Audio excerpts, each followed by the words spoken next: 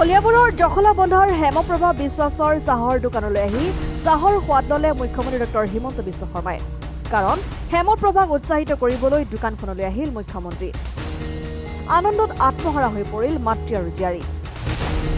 বিহুৰ বিশ্ব ৰেকৰ্ডৰ মাননীৰ ধনেৰে জখলা বন্ধাত এখন চাহ দোকান খুলি স্বাৱলম্বী হৈছিল কলিয়াবৰ মহাবিদ্যালয়ত অধ্যয়নৰত হেমপ্ৰভা বিশ্বাস।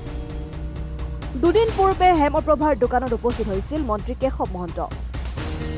সেই ধনেৰে স্কুটি ক্ৰয় নকৰি মাতৃৰ বাবে খুলি দিছিল এখন চাহৰ দোকান। মাতৃৰ সৈতে একেলগে চাহ বিক্ৰীৰে স্বাৱলম্বী হৈছিল হেমপ্ৰভা। এই বাতৰি দৃষ্টিগোচৰ হোৱাত মুখ্যমন্ত্ৰীয়ে সামাজিক মাধ্যমেৰে শুভকামনা জ্ঞাপন কৰি উৎসাহিত কৰিছিল কলিয়াবৰৰ হেমপ্ৰভাক। অৱশেষত কলিয়াবৰৰ হেমপ্ৰভা বিশ্বাসৰ দোকানলৈ আহি চাহৰ সোৱাদ ল'লে মুখ্যমন্ত্ৰীগৰাকীয়ে। আনহাতে বিহুৰ মাননীৰ ধনেৰে ৩৫,০০০ মূল্যৰে গাই গৰু কিনি গো পালনত ব্ৰতী হোৱা প্ৰবীণ শইকীয়াকো শুভেচ্ছা জনায় মুখ্যমন্ত্ৰীয়ে।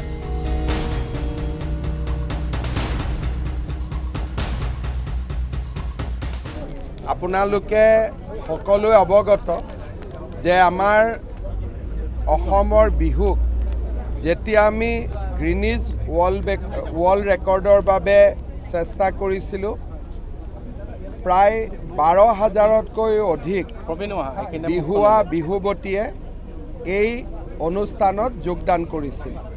কলিয়াবৰৰ হাটবৰ নিবাসী হেমপ্ৰভা বিশ্বাস আৰু প্ৰবীণ শইকীয়া দুয়োগৰাকীয়ে এই অনুষ্ঠানত যোগদান কৰিছিল।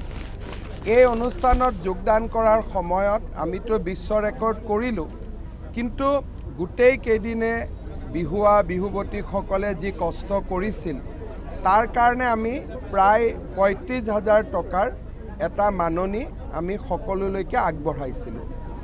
এই মাননিখিনিৰ সুবিধা লৈ হেমপ্ৰভা বিশ্বাসে কলিয়াবৰত এখন চাহৰ দোকান কৰে আৰু তাৰ উপাৰ্জনৰ পইচাৰে নিজেও ডিগ্ৰীত কলেজত এডমিশ্যন লৈ কলিয়াবৰ কলেজত পঢ়ি আছে। সংবাদ মাধ্যমতো এই বিষয়ে বাতৰি ওলাইছিলে। আজি মই হেমপ্ৰভা বিশ্বাসৰ হোটেলত কেশৱ মহন্ত ডাঙৰীয়া আৰু মই একাপ চাহ খালোঁ। ঠিক তেনেধৰণে আমাৰ প্ৰবীণ শইকীয়া, তেখেতে গোপালক হয়। আগতে তেওঁৰ ২টা গৰু আছিলে। গিনিজ ৱৰ্ল্ড ৰেকৰ্ডৰ টকা দি তেওঁ ৩ নম্বৰ গৰুটো কিনিলে।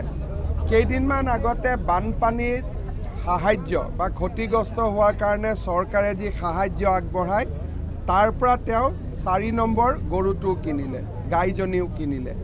এতিয়া ভাল গাখীৰৰ উৎপাদন হৈছে, দৈ বনাইছে। মই তেওঁকো চাব আহিছিলোঁ, মোক দৈ এটাও উপহাৰ দিলে।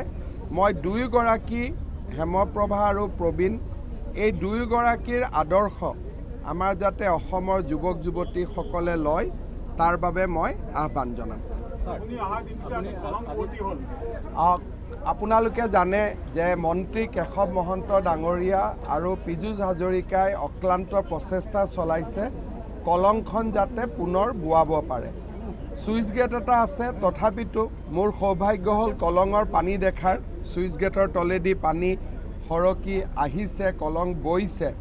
কোনোবা এটা দিনত আহি আমি ছুইচ গেটটো খুলি দিম যাতে কলংখন ভাল কৰি বব পাৰে। তাৰ পিছত কি হয়, কেনেকৈ বয়, এটা চিন্তা কৰিব লাগিব। কিছুদিন পৰ্যবেক্ষণত ৰাখিব লাগিব যাতে ই বানপানী সৃষ্টি কৰিব নোৱাৰে বা বানপানীৰ পৰিৱেশ আহিলে যাতে ছুইচ গেটখন ধুনীয়াকৈ আমি বন্ধ কৰিব পাৰোঁ আৰু আন সময়ত যাতে আমি কলঙৰ নৈসৰ্গিক সৌন্দৰ্য উপভোগ কৰিব পাৰোঁ। ই এটা বহুদিনৰ এটা আশা আছিল। বিধানসভাত বাজেট বক্তৃতা দিওঁতে মই প্ৰথমবাৰ এই কথাটো উল্লেখ কৰিছিলোঁ আৰু মোৰ কথাখিনিকে আলম লৈ কেশৱ মহন্তই প্ৰকল্পটো আৰম্ভ কৰিছিলে। পীযুষ হাজৰিকাই সমাপ্তিৰ ফালে লৈ গৈছে। গতিকে ই আমাৰ বাবে এটা প্ৰাপ্তিৰ ক্ষণ বুলি আমি ক'ব পাৰোঁ। এটা দিন আহিম আৰু আমি একেলগে কলংখন আনুষ্ঠানিকভাৱে নগাঁও হৈ কাজলী মুখলৈকে বোৱাবৰ কাৰণে চেষ্টা কৰিম। বিত্তমন্ত্ৰীৰ দায়িত্ব থাকোঁতে আমি এটা ছিগনেচাৰ প্ৰজেক্ট আৰম্ভ কৰিছিলোঁ। সেই প্ৰজেক্টত কেশৱ মহন্ত ডাঙৰীয়াই এই প্ৰকল্পটো হাতত লৈছিল।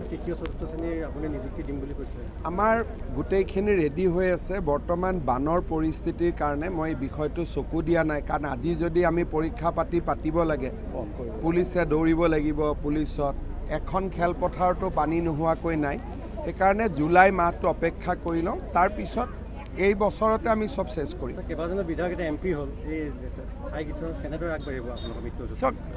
য'ত MP হ'ল তাত আকৌ ইলেকশ্যন হ'ব, উপনিৰ্বাচন হ'ব, কিন্তু উপনিৰ্বাচন পুৰণি ভোটাৰ তালিকাত হ'ব। সেইকাৰণে মোৰ দৃষ্টিত খুব এমাহ দুমাহৰ ভিতৰত ইলেকশ্যন হোৱাৰ সম্ভাৱনা মই দেখা নাই। আৰু বানপানীৰ কাৰণেও পাতিলে বানপানীৰ পিছতেই পাতিব লাগিব। এইকেইটা দিন MP সকলে চাই থাকিব সমষ্টিটো, কাৰণ প্ৰায় MP সকলেতো জিকিছে। গতিকে জিকা MPয়ে নিজৰ পুৰণা বিধানসভা সমষ্টিটো চাই থকাত কোনো আপত্তি নাই। ইউজুৱেলি আমি একেলগে খেলোঁ, কিন্তু এইটো সমষ্টিয়ে সিদ্ধান্ত ল'ব লাগিব। ৰাজ্যিক ভিত্তিত সিদ্ধান্ত আমি পঞ্চায়ত ইলেকশ্যনত নলওঁ, সমষ্টি আমি আলোচনা কৰোঁ, সিদ্ধান্ত লওঁ। গতিকে সময় আহক, কাৰণ প্ৰথমটো ডিলিমিটেশ্যন, ইলেকশ্যন হ'ব ডিচেম্বৰত। আজিৰ পৰাই ইয়াৰ আলোচনা কৰাৰ প্ৰাসংগিকতা নাই। এইকেইদিন ময়ো গোটেই অসমখন ঘূৰি আছোঁ। অহা 28-29ত মই আকৌ লখিমপুৰ যাম। মডেল কোড অফ কণ্ডাক্টৰ কাৰণে গভৰ্ণমেণ্টখন শুই গৈছিলে, এতিয়া আকৌ গভৰ্ণমেণ্টখনক জাগ্ৰত কৰিব লাগে। সেইকাৰণে এইকেইটা দিন মই যিমান পাৰোঁ জিলাই যোৱাৰ ওপৰত বেছি গুৰুত্ব দিছোঁ। আজি আপুনি দুজন ব্যক্তিক ইয়াতে উৎসাহিত কৰিলে, ক্ষুদ্ৰ ব্যৱসায়ৰ স্বাৱলম্বন কৰিছে। অসমত তেনেকৈ ধৰক বিভিন্নজনে নিজাববীয়া প্ৰচেষ্টাৰো স্বাৱলম্বনৰ ওপৰত ৰাখি লৈছে। তেওঁলোকৰ কাৰণে কিবা মুখ্যমন্ত্ৰীৰ আত্মনিৰ্ভৰ অসম এই আঁচনিটোৰ অধীনত আমি একোজন ক্ষুদ্ৰ ব্যৱসায়ীক 1 লাখ টকালৈকে দিব পাৰোঁ। ছেপ্টেম্বৰ মাহত আমি 30,000 যুৱকক এই সহায় আমি আগবঢ়াম, আৰু 2 লাখ যুৱক আমাৰ টাৰ্গেট আছে। তাৰ পিছতো আমি 1,70,000ক উদগনি জনাব পাৰিম। কেইটামান দিন আগতে কলিয়াবৰত 100খন বিচনাযুক্ত হস্পিটেলৰ কাম আৰম্ভ হ'ল, ITI হ'ল, কলিয়াবৰত নতুন কলেজ হ'ল, GNL নাৰ্ছিং স্কুল হ'ল, ল' স্কুল হ'ল। কলিয়াবৰ আগবাঢ়ি গৈ আছে, আৰু বাকী কামবিলাকো হৈ থাকিব।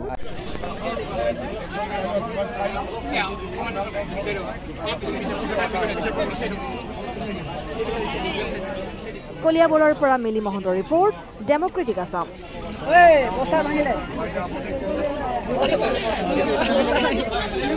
দখলা